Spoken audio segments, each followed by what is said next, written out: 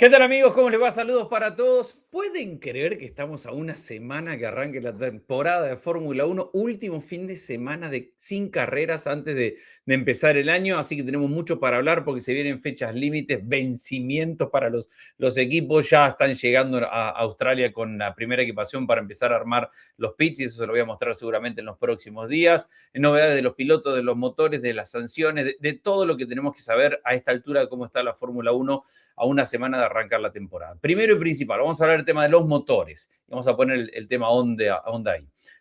Hay una fecha límite. Miren cómo estoy con la tecnología. Fecha límite para los motores. Fecha límite para los motores. Los motoristas de la Fórmula 1 tienen que entregar el 1 de marzo el proyecto definitivo de motor de Fórmula 1 para la temporada. ¿Qué significa esto? Que todo lo que estuvieron haciendo hasta ahora, todo lo que estuvieron desarrollando, todo lo que estuvieron probando, todo lo que estuvieron intentando, era finalmente para presentar el 1 de marzo cuál es el modelo decisivo y definitivo de motor que va a correr cada uno en la temporada. Esto no es menor, entendiendo que con un cambio de reglamento tan grande, tan pronunciado, tan importante, hay mucha controversia. Por un lado, la famosa de la compresión de los motores Mercedes, que sigue siendo aparentemente el motor a batir y el motor a vencer. Los problemas que tiene Honda, y tenemos el motor Honda con la batería adelante también. Honda tiene muchos problemas y ha tenido muchos problemas en la pretemporada, porque no solamente que el motor no tiene la potencia, sino que además sobrecalienta la batería y la verdad que no encuentra nada. Honda, no, pero no es problema de Honda, es tratar de integrar todo y ya vamos a hablar un poquito más adelante de Alpine, de todo este proceso de cambio tan fuerte y tan marcado. Lo que sí está claro y lo más importante es, al 1 de marzo los equipos tienen que entregar ya, los motoristas deben entregar ya el proyecto decisivo definitivo del motor. Hay un tema y una palabra que van a escuchar mucho en la Fórmula 1 en las próximas semanas, que es el ADUO. ¿Qué es el ADUO? El ADUO es un sistema, un mecanismo de evaluación que tiene la Fórmula 1 para revisar cómo está rindiendo cada uno de los motores, porque la Fórmula 1 no quiere, más allá de lo que desarrolle cada uno, que los motores terminen marcando una disparidad tan grande como para la cual no se pueda competir. De hecho, para la Fórmula 1 lo ideal es que entre el motor más rápido y el motor más lento no haya más de un 2% de diferencia en cuanto a rendimiento. El ADUO, que significa Additional Development Upgrade Opportunities. Básicamente, después de 6 carreras, se van a reunir con la FIA los motoristas y van a decir, bueno, a ver cómo está funcionando cada uno. Esta es la información que tenemos de las primeras 6 carreras y a partir de eso se le puede permitir a aquellos que vengan más retrasados, Honda, por ejemplo, si mantiene esto que estamos viendo hasta el momento, se le puede permitir, primero, desarrollos extras, sin controlarlos o sin limitarlos tanto en cuanto a la evolución. Y dos, que esto es lo más importante, presupuesto extra para poder desarrollar lo que necesitan para equipararse con la Fórmula 1. ¿Por qué esto es importante? Porque recuerden que estamos en una Fórmula 1 que tiene un límite de presupuesto para el año. Entonces, si los motoristas pueden requerir o pueden tener un mayor presupuesto y seguir entrando dentro del límite presupuestario, eso va a ser importante.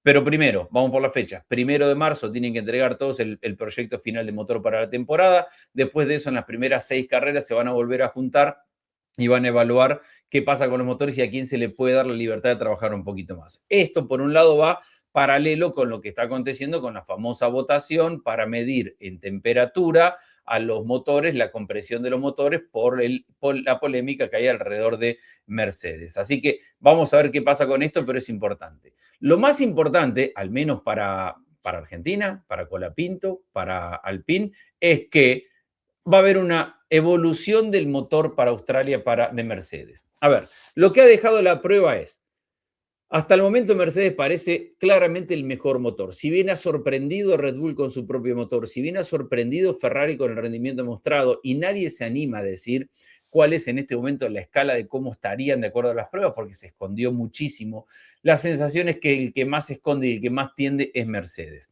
También vimos, y lo hablamos acá cuando analizábamos las prácticas, que el Alpine no desarrollaba la máxima velocidad con respecto a otros equipos. Y después conocimos que Mercedes no le había dado al Alpine la última evolución del motor para probar en Bahrein la semana pasada.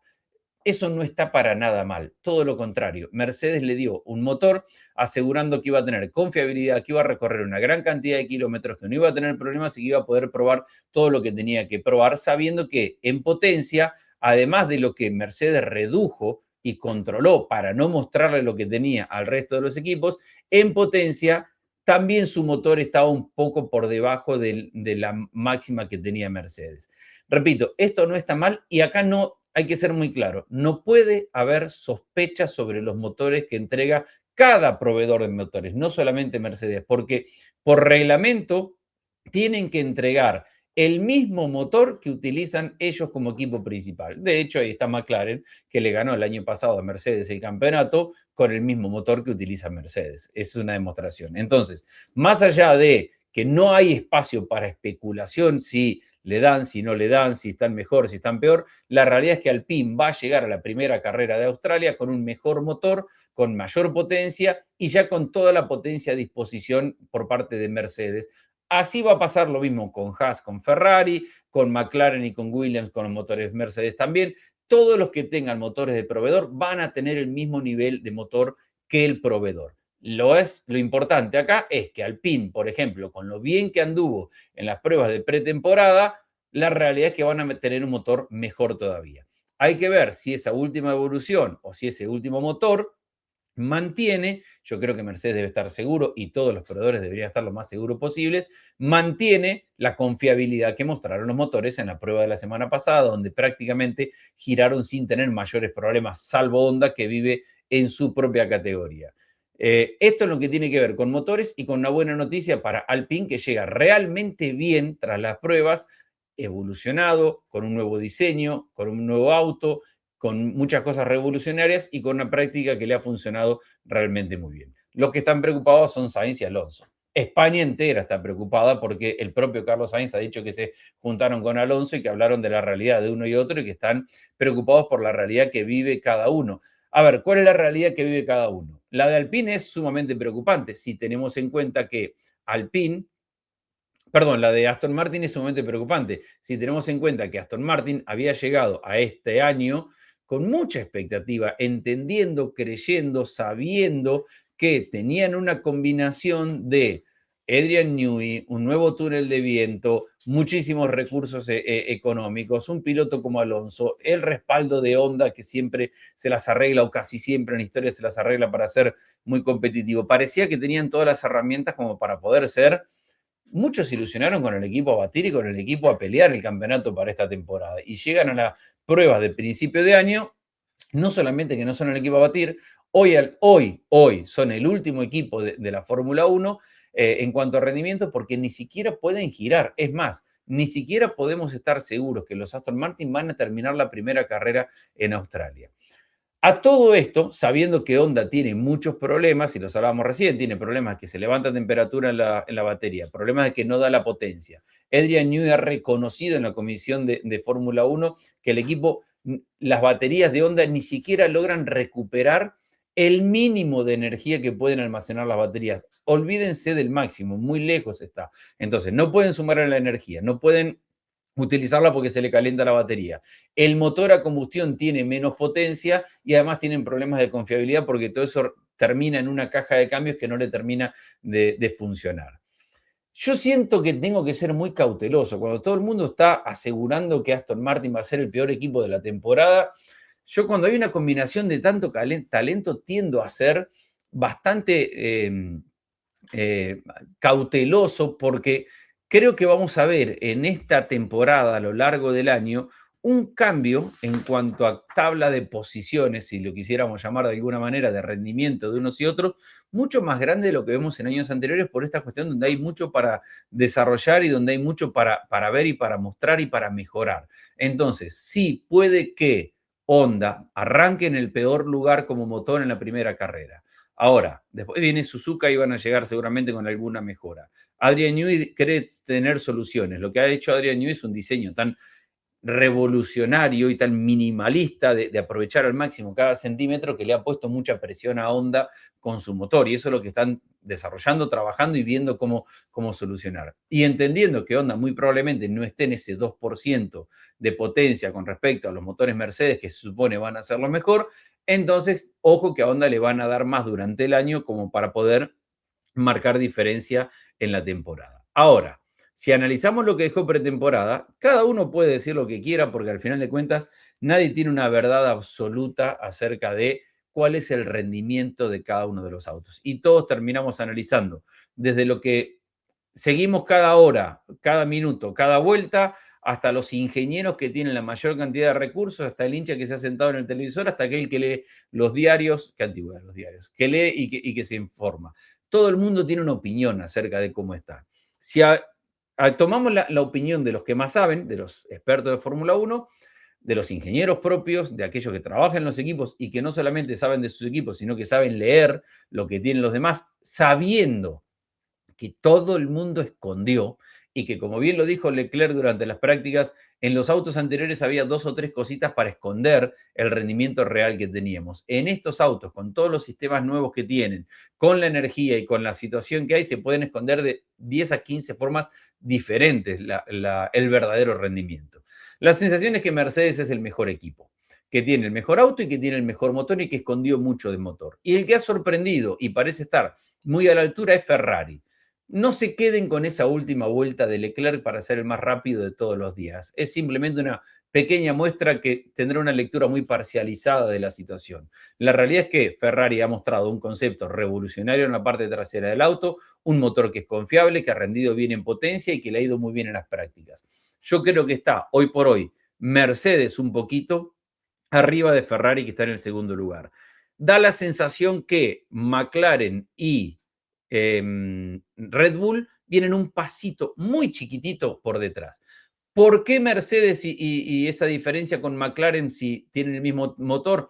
Yo creo que McLaren se enfocó tanto en la pelea por el campeonato y teniendo menos recursos de horas de túnel de viento por ser el mejor equipo en las últimas temporadas, que en el desarrollo todavía tienen mucho, o un pasito por mejorar, un pasito por trabajar, entendiendo que tienen la capacidad para hacerlo y que a lo mejor nos sorprenden a todos y aparecen en Australia con un gran auto. Pero yo creo que hoy están un pasito por detrás, al igual que Red Bull con un auto que ha sorprendido a todos, sobre todo por el motor. Nadie tenía la expectativa, o muy poca gente tenía la expectativa que Red Bull, construyendo su primer motor propio, sí, de la mano de la electrónica de Ford y lo que sea, pero el motor lo construyó Red Bull, iba a ser tan competitivo. Tiene a Verstappen, tiene un equipo capaz de desarrollar ese auto y por más que se le fue mucho talento, ha sorprendido a todo el mundo porque mantiene esa competitividad y lo más importante, mantiene el nivel. Después hay mucho debate acerca de quiénes vienen atrás en la tabla de posiciones que cada uno se puede inventar o puede creer que dejaron las pruebas de pretemporada. Hay mucho optimismo con respecto al PIN.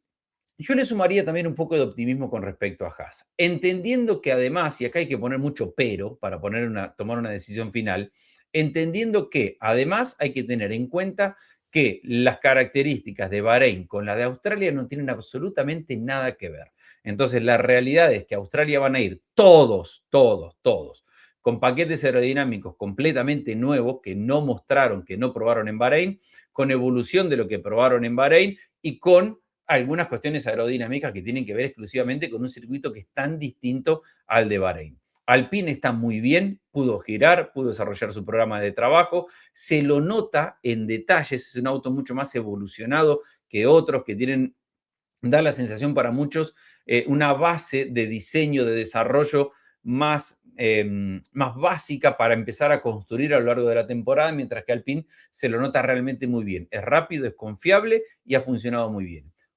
¿Podría estar en el quinto lugar? Bueno, esa es la expectativa hoy, que Alpine con Gasly, con Colapinto, sean el quinto mejor equipo. Y en eso se le van a meter varios en la pelea. Por ejemplo, Haas, de quien siempre perfil bajo, siempre trabajando mucho en la ronda larga, en el rendimiento de auto, creo que tiene algo para estar ahí nomás cerquita al PIN. ¿Qué significa esto? Hay una lectura bastante fácil, que si vamos a Australia y esto se representa a la perfección, tenemos 4 equipos por encima, es decir, los primeros 8 lugares de la grilla, con la expectativa de no saber si Hatcher va a estar al nivel D, porque ha pasado Red Bull, no porque Hatcher sea bueno o mal piloto, por el propio diseño de Red Bull, que el segundo piloto queda bastante lejos, entonces hay 8 lugares, a lo mejor 7 si es que Hatcher no logra estar a la altura de su compañero de equipo, quedan 2 para sumar puntos o para meterse en Q3 en clasificación, podrían estar peleando ahí los Alpine, podría estar metido algún Haas, podría estar metido alguna otra sorpresita. Pero esa es la pelea entre los puntos y después carreras son carreras. Atrás de Alpine, poquitito atrás, Haas, vienen Audi y Red Bull. Lo de Audi es sorprendente, me parece impresionante lo de Audi porque es su primer motor. Si bien Audi peleó mucho para este reglamento de motor y con este reglamento de motor lo puso como condición para poder entrar a la Fórmula 1, no solamente que el motor les ha funcionado bien, sino que los diseños que tienen del auto han sido revolucionarios, los inlets laterales para la toma de aire han sido revolucionarios, los pontones son revolucionarios. La verdad que Audi está muy, muy, muy bien. Entendiendo que toda la parte de diseño del auto venía de Sauber, la realidad es que todo lo que tenga que ver con el motor ha sorprendido. El tema es que Audi yo lo pongo a la altura de Racing Bulls, pero Racing Bulls, ojo que puede ser una sorpresa. No le confío tanto a sus pilotos, pero Racing Bull me parece que también ha sido un caballito de pruebas para Red Bull. Entonces, no nos dejemos o no nos quedemos con lo que mostró Racing Bull en cuanto a resultados, porque muy probablemente haya estado haciendo algún tipo de trabajo para Red Bull. Si bien es reglamentada la forma en la cual comparten información y ese tipo de cuestiones, a ver, seamos honestos, esto es Fórmula 1, esto es carrera de tecnología y de vivos también, entonces que no lo haga Red Bull sería un error gigantesco, sería una locura. Entonces, ojo que Racing Bull ahora está, lo pongo ahí al nivel de Audi, pero, a lo mejor trae alguna sorpresita o a lo mejor sigue desarrollando para Red Bull a futuro. Atrás viene Williams. Williams ha sido probablemente la gran decepción de esta pretemporada, porque el año pasado, y lo ha dicho Carlos Sainz, y por eso hablamos de la charla de Sainz con Alonso, que el propio Carlos cuenta, porque el año pasado dejaron de desarrollar. James Bowles dijo en un momento, bueno, terminar quinto, sexto, séptimo del campeonato, sí, son algunos millones de dólares que son importantes, pero en este momento tenemos que dedicar tiempo y recursos al auto del año que viene y dedicarnos a evolucionar el del 2025 nos va a quitar atención del 2026. Y así terminó la temporada Williams con un buen auto el año pasado, pero sin mejorarlo en la parte final. Cuando Williams, como casi todos los equipos, se enfocan en el auto de este año, había expectativas. La realidad es que no pudieron ir a Barcelona, que no superaron los test de choque, de impacto, que eso hizo que generen diseño, más construcción de auto y eleven mucho el peso. Conclusión, hoy Williams está con un auto mucho más básico en cuanto a su desarrollo y con serios problemas de peso. ¿A mediano y a largo plazo va a ser más competitivo? Sí, pero el programa de Williams en este momento principal pasa por reducir el peso del auto en la medida que vayan pasando las carreras. Entonces ha sido decepcionante lo de Williams porque el propio Sainz se da cuenta que en un reglamento nuevo donde los autos son más ágiles, donde son más rápidos, la realidad es que su auto pesado hace que tenga movimientos todavía más lentos. Atrás viene Cadillac. Hay que hablar muy bien de Cadillac y lo que ha hecho hasta el momento el equipo con Checo Pérez y con Bottas. Primero y principal porque hay un tema que no es menor de Cadillac y que nos repetiremos hasta el cansancio. Cadillac es el equipo nuevo que tiene la Fórmula 1. Entonces, cuando Cadillac es un equipo completamente nuevo, por más que tenga motor, caja y buena parte de la suspensión de Ferrari, la realidad es que tienen mucho para trabajar y mucho para desarrollar en su propio auto. Y llegar como un equipo nuevo, que se supone van a ser el último equipo de la temporada, y hacerlo de forma en la cual pueden girar 2 semanas sin tener mayores problemas. Haber hecho simulacros de carrera, los dos pilotos, tanto Checo Pérez como Bottas, hicieron simulacros de carrera, algo que no todos los equipos, por ejemplo, Aston Martin no pudo hacer simulacro de carrera con sus pilotos. Bueno, Cadillac tiene.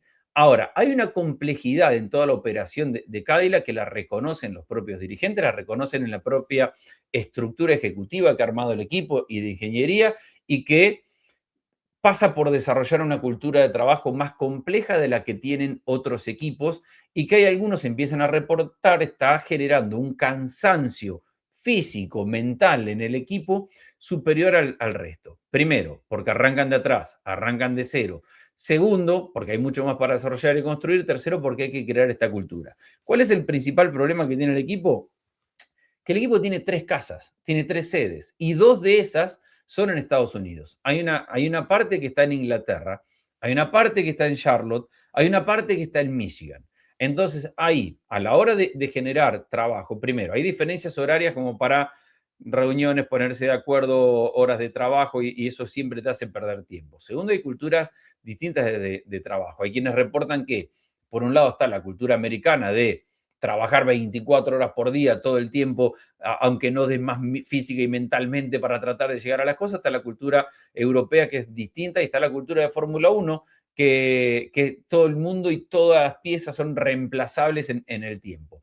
Entonces, para el equipo, poder generar una interacción entre los tres lugares y las dos culturas distintas de trabajo es complejo. Dicho esto, ha funcionado muy bien, mucho mejor que la expectativa de mucha gente que ni siquiera creía que podían sostenerse tanto tiempo en pista, entendiendo que ser un equipo de Fórmula 1 completamente nuevo es realmente complejo y es realmente difícil. Y en el último lugar queda obviamente Aston Martin con el motor Honda, con toda la complejidad de lo que decíamos. Seguramente, muy probablemente, arranquen en ese lugar. Habrá que ver a dónde terminan y a dónde mejoran. Ahora, vamos a Australia. Y de esto yo ya les he hablado en otro momento. Aquí tenemos el carrera por carrera de cuánta batería se puede recuperar por vuelta. Y básicamente, Azerbaiyán es el circuito en el que lo rojo es lo que se recupera en frenado, lo amarillo es lo que se recupera en el famoso lift and coast, que es levantar un poquito antes y que el auto vaya girando sin acelerar. Y lo verde es cuando se acelera con el acelerador parcial y no del todo, que ahí es donde se puede recuperar energía. Venimos de probar en Bahrein y como pueden ver, Bahrein es el sexto circuito de mayor recuperación de energía en toda la temporada. Entonces, analizábamos en las transmisiones y lo veíamos el otro día, como en cada volante de auto se ve la recuperación y la utilización de la energía. Pero estamos hablando de un circuito que te permite recuperar mucha energía. Vamos a ir a Australia. Miren, Australia está tercero de abajo para arriba. Es decir, vamos a ir a un circuito donde sí gana un poco más lo verde porque parcialmente se puede levantar en algún momento. Al haber tan pocas curvas o menos curvas, lo del coasting es menor porque no se puede transitar en curva levantando el acelerador y todo pasa por lo que puedes recuperar, o una buena parte pasa por lo que puedes recuperar en frenado, en un circuito donde hay menos frenado. No solamente piensa en esto, no solamente que se puede recuperar menos energía, sino que estamos en un circuito en el cual, si querés dar la vuelta completa a máximo rendimiento, y pensemos en la clasificación, utilizando el botón de boost de energía, tenés muchos espacios y mucha recta para utilizarlo. Entonces, recuperás poco, recuperás menos en un circuito donde tenés más espacio para poder utilizarla. Esto es una complejidad muy grande y esto va a ser un problema en Australia, porque todo lo que se aprendió en 2 semanas en Bahrein de recuperación de energía, de trabajo de cómo almacenar y cómo utilizar esa energía, todo eso es prácticamente inservible, entre comillas, porque obviamente genera una experiencia que los equipos suman en información, pero todavía están muy lejos de lo que va a ser Australia. Por eso la Fórmula 1, en los últimos 2 días de práctica en Bahrein, empezó a pedirle a los equipos que funcionen entregando un 15 o 30% menos de energía. Y acá hay un tema bastante complejo. ¿Por qué 15 a 30% menos de energía? Porque básicamente hoy el motor de Fórmula 1 funciona, o la potencia de la Fórmula 1 funciona 50% con el motor de combustión interna, el motor habitual, el de siempre, 50% de la energía que se recupere, que se almacena en la batería. El problema es que esa energía que se almacena en la batería no es suficiente para alimentar el motor a una vuelta. Entonces, a partir de ese momento viene la crítica de los pilotos. ¿Qué es esto de ir en contra de la naturaleza de un piloto? De que para clasificar tenemos que frenar antes, tenemos que levantar, que para doblar tenemos que poner una marcha menor en la caja de cambios para que el motor se revolucione y para que eso haga generar un mayor ingreso de energía. Si al final de cuentas no podemos ser pilotos de sacar el máximo potencia. Y entendiendo que el futuro es la energía y que por eso la parte del reglamento tiene que ver con eso. Pero por otro lado, si vos le estás pidiendo a un motor que meta primera y que revolucione más de lo que tiene que revolucionar para poder cargar energía, para poder utilizarla en la recta posterior, vas en contra del espíritu con el cual desarrollaste la propia regla. Si vos desarrollaste 50 y 50% de potencia por usar menos el motor de combustión interna y que la energía recuperada sea importante, ahora, ¿qué sentido tiene si vos vas a tener que usar el motor de combustión interna para cargar baterías durante frenaje, acelerando el auto o pasándolo de revoluciones para cargar batería para poder utilizarlo después?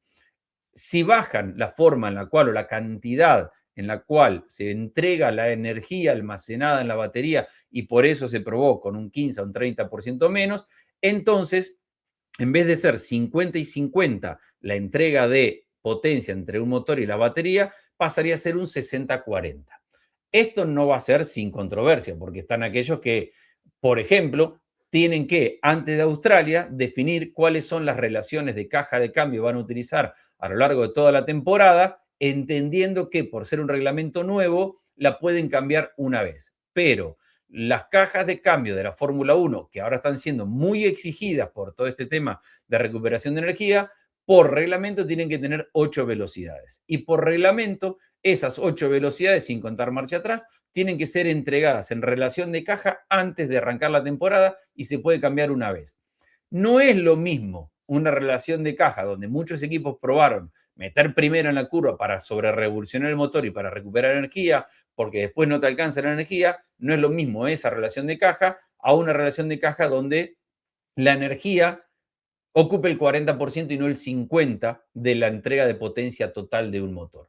Ahora, otro caso que pasaría, si reducen la entrega de energía para que la batería pueda sostener más el nivel de energía del auto, también van a perder potencia. Si al final de cuentas el motor está entregando hoy 470 caballos y la energía entrega 470 caballos a 325, 350 kilowatts. Son 470 caballos. Si vos bajás la forma en la cual entrega energía, estás bajando potencia, HP, caballos de fuerza que le estás dando a la potencia final del auto. Entonces, si vos haces, en vez de 50-50, un 60-40 bajando la energía, el auto va a ser entre 1 a 2 segundos más lento. Y a muchos no les va a gustar eso. Porque todo esto tiene que ver también con que los autos, los equipos y los motoristas desarrollaron con este reglamento. Y acá hay un tema que es clave, la largada. Y esto ya lo vimos y ya lo analizamos. Porque, a ver, si vamos a los motores puede haber una pequeña diferencia o una diferencia medianamente grande para Mercedes. Eso lo veremos en Australia. Lo que sí quedó claro en Australia es que Ferrari tiene una diferencia grandísima en la largada. Y eso tiene que ver, y ya lo explicamos la semana pasada, con que tiene un turbo más chico. Y aún con el procedimiento de nuevo procedimiento donde le dan 5 segundos extra para que todo el mundo active el turbo y lo ponga para que acople y para que no haya esa pequeña demora entre que aceleran y la potencia despierta el turbo y el turbo empieza a actuar. Si le dan 5 o 8 segundos a cada auto para que todo el mundo, y por eso vamos a escuchar esa sobrerevolución de todos para acoplar el turbo y después largar, aún así, Ferrari, que les había dicho hace un año que iba a pasar esto y le dijeron no vamos a cambiar el reglamento, desarrolló un sistema con un turbo mucho más chico que le permite acoplar mucho más rápido y entregar potencia mucho más rápido. Esto sumado a que no se va a poder utilizar la aerodinámica activa, es decir, no se van a poder bajar los alerones hasta después de la primera o segunda curva, después de cada pista, y que la energía eléctrica empieza a entregar potencia al motor después que el auto llegue a los 50 kilómetros por hora. Es decir, todo este procedimiento de largada es puro motor de combustión interna hasta que llega a 50 sin que se abran los alerones ni delanteros ni traseros, y ahí Ferrari por el turbo más chico tiene una diferencia muy grande. Entonces se nos puede dar este escenario. Clasifica adelante Russell, clasifica en el segundo lugar, si quieren, Piastri, porque anduvo bien con el motor Mercedes, clasifica tercero Norris, clasifica cuarto Leclerc. Pero en la largada, Leclerc tiene tanta diferencia, porque lo vimos con Hamilton en los simulacros de largada, tiene tanta diferencia que llega a la curva 1 primero. Y hay otro cuestionamiento que todavía tenemos que ver cómo funciona. Pero parece que el sistema, aún con el botón para sobrepaso, no les está dando tanto resultado como esperaban en la Fórmula 1. La Fórmula 1 también tiene un approach bastante abierto de mente, y en esto creo que está bien, sabiendo que va a tener que ir cambiando muchas reglas durante la temporada. Y acá va a haber mucha política y mucha pelea porque hay que ir cambiando reglas en la medida que se vaya viendo que haya paridad, que el espectáculo sea bueno, que no haya problemas de confiabilidad. Entonces, la Fórmula 1 va a ir cambiando cosas en la temporada. Pero lo que quedó bastante claro, al menos de lo que veíamos en las cámaras a bordo, cuando había incluso diferencias de neumático o de cantidad de vueltas en pista, es que pasar es bastante difícil, o lo fue en Bahrein. Entonces, si la Ferrari tiene una gran oportunidad de saltar en la largada con una diferencia gigante con respecto al resto de los equipos y ganarle en la curva 1, y es tan difícil pasar, y el motor de Ferrari no está para nada mal, ojo que la largada puede marcar mucho de la carrera adelante. Todo esto lo vamos a ver a partir de Australia. Una última, tenía cuestiones para mostrarle, bueno, una última, no, tengo dos últimas. Estos son los puntos de penalización con los cuales arranca la temporada cada piloto. Cada piloto suma, de acuerdo a las infracciones que comete en carrera, la penalización que le van dando es puntos en sus licencias. Si suman 12 puntos en la licencia, serán suspendidos por una carrera. Ojo que Oliverman va a tener que ser extremadamente cuidadoso en el arranque de la fecha que tiene al lado cada uno de los puntos de cada uno de los pilotos tiene que ver con el momento en el cual se vence el año desde que le dieron esos puntos, entonces se los van quitando. Es dinámico esto de los puntos. Entonces, Oliverman hasta el 23 de mayo se va a tener que cuidar mucho porque tiene muchos puntos y una sanción le haría perder una carrera. Obviamente, Colapinto tiene solamente un punto. Obviamente, Checo Pérez no tiene punto en su licencia porque venía de no correr el año pasado. Pero es importante y el que estaba con mucha presión es Oliverman, Lance Stroll en menor medida, al igual que Lawson y Antonelli, porque sumar tantos puntos debería ser una catástrofe o debería equivocarse en varias carreras y no creo que sea posible, pero lo de Oliverman sí puede ser preocupante en el arranque de la temporada porque un error le puede significar perderse una carrera. Y por último, miren esto, y miren el título que le puse. El VAR llega a la Fórmula 1. Con tanta controversia que hay con los límites de pista y con la cantidad de sanciones y tiempos que se han quitado en clasificación en los últimos años, por ejemplo, creo que Austria era el que más lo sufre, la Fórmula 1 se dio cuenta que es prácticamente imposible humanamente analizar la gran cantidad de situaciones que pasan por minuto en las cuales los autos están rodando, girando en pista y al límite de tocar o no tocar la línea blanca o esa que marca el límite de pista. Entonces, lo que ha hecho es trabajar en estos últimos años con un sistema apoyado en la inteligencia artificial, donde básicamente tienen control total y absoluto, más las medidas del auto, de saber en qué posición está el auto y si efectivamente supera los límites de pista o no supera los límites de pista. Esto no va a ser un sistema 100% automático, va a ser un sistema 95% automatizado. ¿Qué significa esto? Que el sistema va a analizar, porque tiene clarísimo dónde está el auto en cada milisegundo de la vuelta. No solamente eso, sino que tiene muy claro desde el sensor principal que transmite esa información, las medidas a cada rincón, a cada punta del auto, a cada lateral del auto, y con eso la medida efectivamente de dónde está el auto parado. Entonces puede analizar a la perfección cada momento si se pasa o no se pasa de la línea. Antes había una preocupación muy grande, entre otras cosas, de cómo poner las cámaras, porque en las cámaras eran las que terminaban bajo el ojo de los vedores, definiendo si el auto excedía o no excedía los límites de pista. Ahora, las cámaras van a ser secundarias. Es más, se podría utilizar todo un sistema donde las cámaras no sean necesarias. De todas maneras, van a estar y van a ser parte de la evaluación. Pero con este sistema, la Fórmula 1 va a tener automatizado el momento en el cual el piloto excede el límite de pista y le va a poder mandar de forma inmediata una foto al equipo para que no haya debate y no haya caos y no haya preocupación porque va a estar registrado automáticamente. Después, ¿por qué le digo 95% y no 100%? Porque al final de cuentas va a haber un comisario deportivo al cual le va a llegar la decisión final porque hay contextos de carrera que deben ser evaluados. Eso más pensando en la carrera que en una clasificación. Clasificación no hay contexto. Te vas, te quitan el tiempo de vuelta. En carrera puede haber ciertos peros en los cuales haya algún tipo de evaluación o que puede llevar algún tipo de banderas o algún tipo de situación como esa. Pero llega el VAR, pongámosle, a la Fórmula 1. En realidad tiene un nombre que no lo anoté por acá, pero que tiene un nombre particular y que tiene que ver con las siglas del sistema que están utilizando.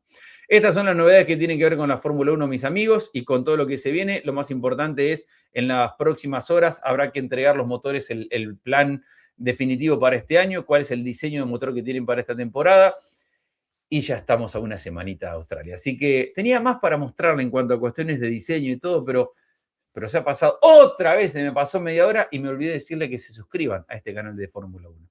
¿Qué se los voy a decir ahora que estamos tarde? De todas maneras, muchas gracias por el apoyo. Ya vamos sumando cada vez más suscriptores. Saludos, amigos.